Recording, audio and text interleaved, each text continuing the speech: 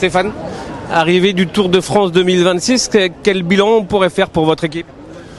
Je dirais que ça a été un tour de France complet, bien engagé au niveau des coureurs, au niveau du staff. On a vécu 3 belles semaines. C'est vrai qu'on avait quand même l'objectif de gagner une étape, on ne l'a pas, mais derrière ça, il y a quand même un super bon comportement collectif. 10e place au classement général de Jordan, avec une bonne finesse, une bonne stratégie tous les jours.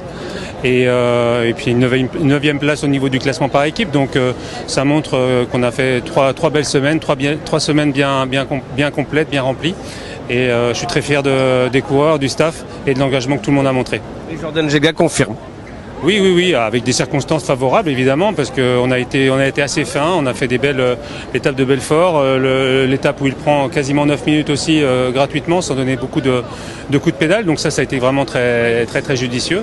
Et puis voilà, encore une fois, tout le monde a mis la main à la pâte pour que justement il puisse avoir ce top 10 à Paris, et c'était un petit peu la colonne vertébrale de l'équipe sur tout ce tour, et ça donnait de l'engagement de chacun.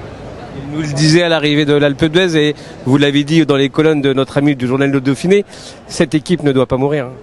Non, bien sûr, ça c'est la continuité de l'histoire qui doit exister, et ça on se bat avec Jean-René chaque jour, je ne vais pas dire chaque minute de nuit non plus, mais c'est vraiment un vrai combat, et on n'est pas sauvé, on n'est pas mort, mais il va falloir que les choses se délient très rapidement. On en est où justement, sans rentrer dans le secret des dieux? Les choses avancent. Maintenant, le timing des décisions d'entreprise ne sont pas toujours celui que l'on voudrait, donc il y a un petit peu de temps encore, mais j'espère que nous sommes près d'un bon dénouement. Vous mettez une deadline ou pas du tout?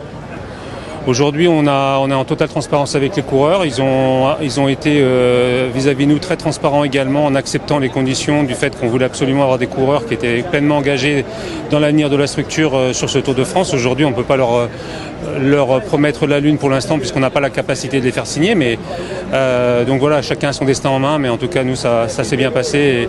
Et encore une fois, l'esprit a été fantastique pendant ces 3 semaines. Merci Stéphane.